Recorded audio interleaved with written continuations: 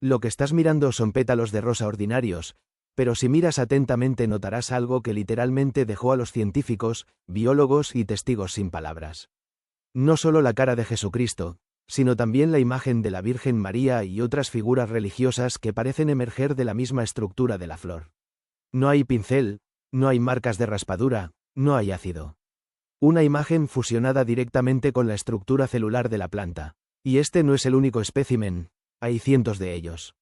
¿Cómo es posible físicamente que la naturaleza pueda dibujar la cara humana por sí misma con tanta precisión quirúrgica? Hoy abrimos los archivos de uno de los casos más documentados e inexplicables de las últimas décadas. Un caso físico, frágil y casi imposible de clasificar, que sigue forzando a los creyentes y los escépticos a preguntarse una pregunta. ¿A qué estamos realmente mirando? Para entender la escala de este descubrimiento, tenemos que volver a los años 90, a Monterrey, México. En una casa ordinaria, habitada por una mujer ordinaria llamada Hermila Carrasco, había una imagen simple de la Virgen María, una imagen barata protegida por un vidrio. Luego, de repente, un día, las lágrimas comenzaron a fluir desde la cara de la imagen. Pero la primera clave de que algo inusual estaba sucediendo fue el comportamiento físico del fenómeno. Las lágrimas no mojaban el papel interior. El agua se estaba formando de alguna manera en la superficie externa del vidrio. Los investigadores inmediatamente trataron de disminuir la materia, la condensación, la humedad ambiental.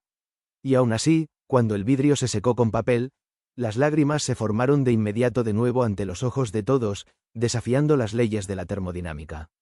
Pero este evento, que en sí mismo ya hubiera sido suficiente para hacer a la gente creer en un milagro, fue solo el comienzo.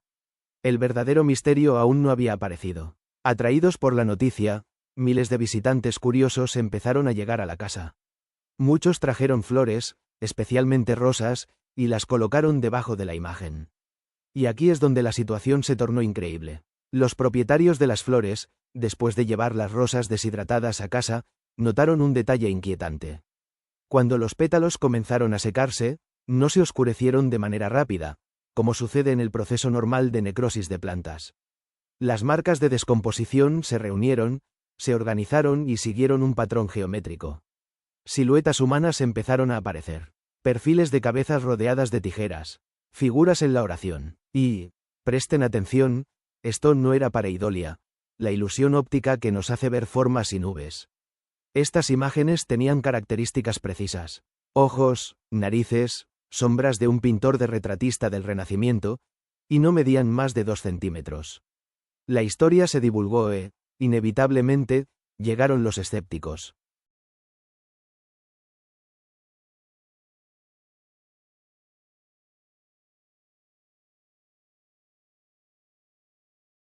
La acusación fue inmediata. Esto debe ser un fraude bien orquestado. La principal hipótesis de los investigadores fue que alguien, tal vez por la noche, estaba reemplazando los pétalos con otros que habían sido preparados con anterioridad, usando pequeñas marcas de tinta o una sustancia química corrosiva para quemar la imagen sobre la hoja. Fue la única posible explicación. Así que varios pétalos fueron recogidos y llevados al laboratorio para ser colocados bajo el escrutinio de la ciencia. El objetivo era encontrar trazos de intervención humana, pero el informe de los análisis fue asombroso. Cuando los biólogos observaron los pétalos bajo el microscopio, sus certezas colapsaron. Primero, no había tinta, no había pigmento artificial, no había pintura. Segundo, no había corrosión. Si usas ácido para dibujar un pétalo que tiene solo una fracción de 1 milímetro de grosor, los capilares de los pétalos quedan destruidos. Aquí, al contrario, la imagen fue formada por la pigmentación natural de la planta. En otras palabras, las células del pétalo se habían secado de tal manera que formaron la imagen sagrada, usando los cambios de color naturales de rojo oscuro a rojo claro.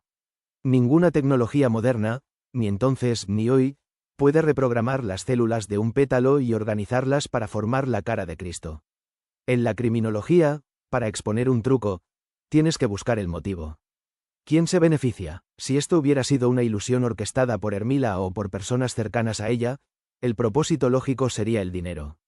O para crear una secta religiosa, o para vender los pétalos milagrosos como talismanes.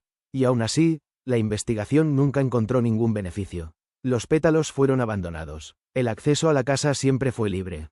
Nadie pidió un centavo, no hubo preparación, no hubo ambición de figurar. El único resultado de este fenómeno fue que la gente involucrada, enfrentada con estos especímenes, comenzó a orar para cambiar sus vidas y preguntar el significado de su existencia. El engaño humano, por el contrario, siempre busca dinero. Pero hay un elemento que los investigadores enfatizaron y hace que la historia sea aún más creíble. Es el número de casos. Si un pétalo se descompone y por pura suerte se forma un dibujo que se parece a la cara de un ser humano, estamos hablando de una probabilidad de 1 en millones. Una anomalía estadística muy rara, pero todavía posible. Pero aquí estamos hablando de cientos de pétalos que vienen de diferentes floristas, llevados por personas que no se conocían a una a otra, manifestando exactamente el mismo patrón inteligente. La matemática rechaza aceptarlo como coincidencia. Alguien o algo literalmente estaba usando el reino de las plantas como un impresor fotográfico. Si dejamos el análisis botánico por un momento y miramos la historia, descubrimos que este método no es nuevo. Hay un hilo conductor que ha permitido conectar este misterio a las investigaciones de reliquias mucho más famosas. Piensen en el Santo Sudario de Turín, una imagen negativa fotográfica inexplicable impresa sobre las fibras superficiales de lino, sin tinta.